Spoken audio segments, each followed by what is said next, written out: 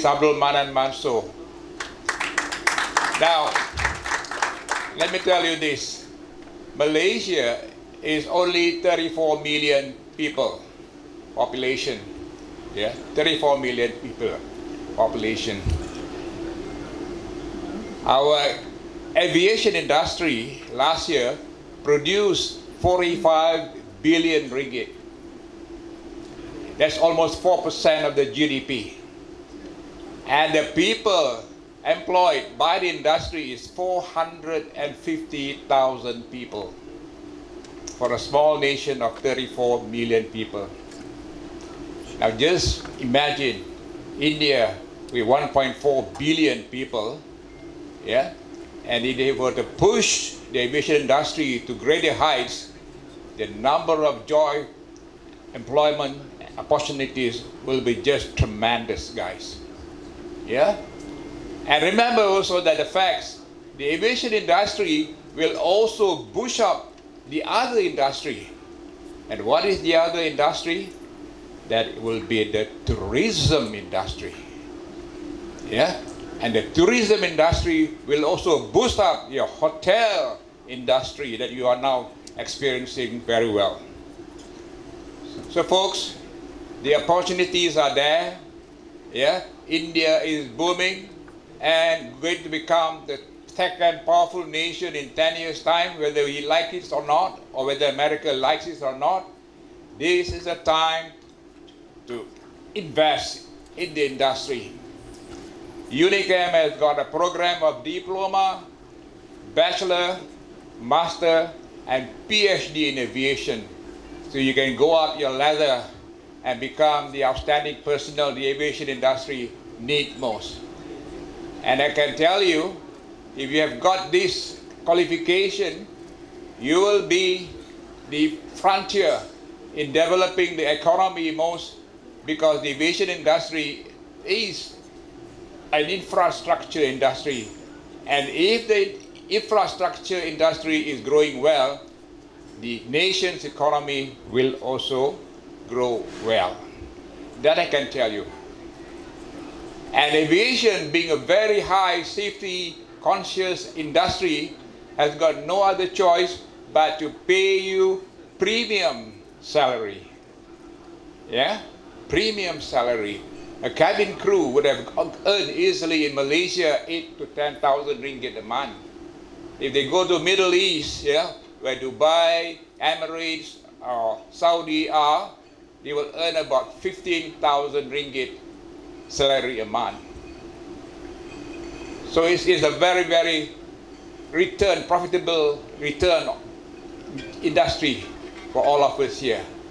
So my strong suggestion, join the industry, gain your knowledge in industry as fast as possible, and with the booming economy of the Asia Pacific, we will become the economic power in the 21st century.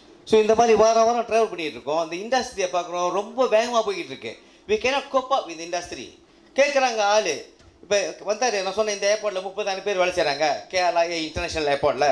அதே அந்த Asia airport terminal 2ல் 20,000 பேர் வேலை செய்கிறாங்க. அவர்கிட்ட 20,000 30,000ன்றீங்க, எங்கே போய் ஆள் தர்றாங்கன்னு. அவ்வளோ ஆள் தேவைப்படுது இண்டஸ்ட்ரிக்கு. ஸோ எங்கள் கடமை என்ன, ஆஸ் எஜுகேஷன் இன்ஸ்டிடியூஷன் ட்ரெயின் பண்ணி ப்ளேஸ் பண்ணுவோம். ஆள் வேணுமா, நாங்கள் அதை செய்கிறோம். ஸோ நாங்கள் இப்போ ஏர்லைன்ஸ் கூடலாம் டைப் பண்ணிடுவோம். மலேசியாவிலையும் சரி, பல ஊர்லேயும் சரி. இப்போ தான் காத்தாரில் ஏர்போர்ட் திறந்தாங்க, இப்போ துபாயில் திறக்க போகிறாங்க புது ஏர்போர்ட், அரப் சவுடியில் புது ஏர்போர்ட், பெரிய பெரிய ஏர்போர்ட்லாம் வருது. அங்கே ஆள் தேவைப்படும், அங்கே ஆள் கிடைக்காது வேலைக்கு, நம்ம தான் ட்ரெயின் பண்ணி அனுப்பணும். ஸோ இவ்வளோ வேலை வாய்ப்பு இருக்கிற ஒரு ஃபீல்டில் நம்ம ஏன் இறங்கி நம்ம மக்களுக்கு உதவி செய்யக்கூடாது? நம்ம இளைஞர்களுக்கு ஏன் இந்த வாய்ப்பு நம்ம தேடி கொடுக்கக்கூடாது? இது நம்ம கடமை. ஒரு எஜுகேஷன் இன்ஸ்டிடியூஷன்னா நம்ம கடமைன்னா இளைஞர்களை உருவாக்கணும், நல்லா படிக்க வைக்கணும், அவங்களுக்கு நல்ல வேலை வாய்ப்பு கொடுக்கணும், அவங்க எதிர்காலம் நல்லா இருக்கணும். அப்போ தான் அவங்க தாய் தப்பா அவங்க பெற்றவங்க சந்தோஷப்படுவாங்க. இது நம்ம கடமை. ஸோ நம்ம கடமை சீராக செய்கிறதுக்கு தான் மிஸ்டர் பூமிநாதன் இவ்வளோ முயற்சி செஞ்சு எங்களை வந்து பார்த்து இந்த MOE வரைக்கும் வந்திருக்கு. ஓகே, நிச்சயமாக நாங்கள் ஆயிரக்கணக்கான பேரை ட்ரெயின் பண்ணி இந்த இண்டஸ்ட்ரியில் ப்ளேஸ் பண்ணி இந்தியாவிலே நம்பர் 1 இன்ஸ்டிடியூஷனாக ஏவியேஷன் இன்ஸ்டிடியூஷனாக வரணும். சென்னை அமிர்தானாலே என்ன அப்படின்னு கேட்டால் பிளேஸ்மெண்ட்.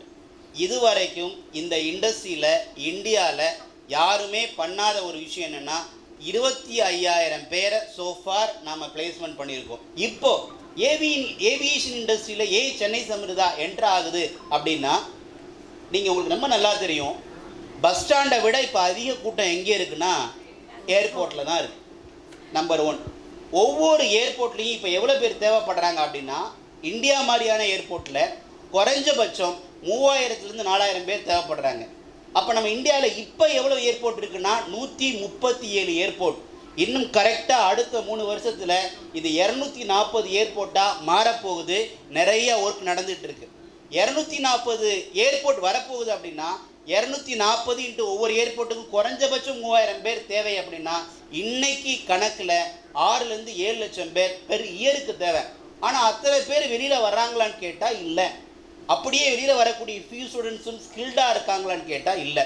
ஸோ ஒரு மிகப்பெரிய வேக்கம் இருக்குது. அதனால் பிளேஸ்மெண்ட்டு தான் சென்னை சமிர்தாவோட தாரக மந்திரம். அப்படிங்கிறனால இந்த இண்டஸ்ட்ரியில் ஒரு ரொம்ப ஸ்கில்டான பர்சனை உருவாக்கணுங்கிறதுக்காகவே இண்டஸ்ட்ரிக்கான சொல்யூஷன் கொடுக்கணும் அப்படிங்கிற நோக்கத்துக்காகவே உருவாக்கப்பட்டது தான் Chennai Samirtha international aviation college. Chennai Samirtha என்ன பண்ண போகுது அப்படின்னு கேட்டிங்கன்னா, படிக்கும்போதே ஏவியேஷன் இண்டஸ்ட்ரியில் இது வரைக்கும் யாருமே பண்ணாத புதுமை, அவங்களுக்கும் படிக்கும்போதே பார்ட் டைம் ஜாப் ஏர்போர்ட்டில் 8,000 to 15,000 வரைக்கும் படிக்கும்போதே ஒரு ட்ரெண்ட் செட்டாரை உருவாக்கி.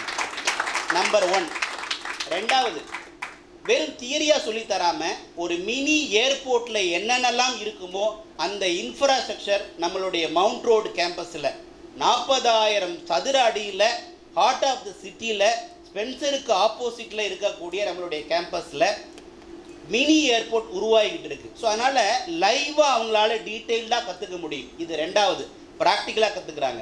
3வது விஷயம் என்ன அப்படின்னு கேட்டால், அவங்களுக்கு கிளாஸ் எடுக்க போகிறவங்களாம் யார் அப்படின்னு கேட்டால், கேப்டன் சார் மாதிரி, கேப்டன் சார் மூலமாக உருவாக்கின எக்ஸ்பர்ட் ஃபாரின்லேருந்து வந்து சொல்லித்தர போகிறாங்க.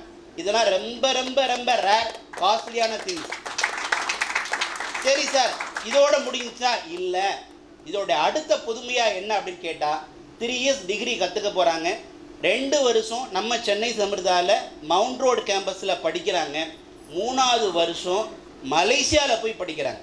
6 மாதம் நம்மளுடைய யூனிவர்சிட்டி காலேஜ் ஆஃப் ஏவியேஷன் மலேசியாவில் 6 மாதம் கற்றுக்குறாங்க.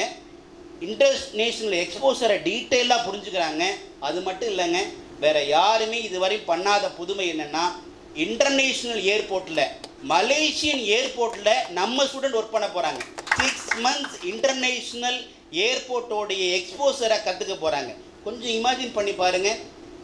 6 மாதம் இன்டர்நேஷ்னலில் ஒர்க் பண்ணிட்டு வெளியில் வந்தாங்கன்னா அவங்களுடைய வேல்யூ, அவங்க கற்றுக்கிட்ட விதம், இது எல்லாமே வேறு லெவலில் இருக்கும்.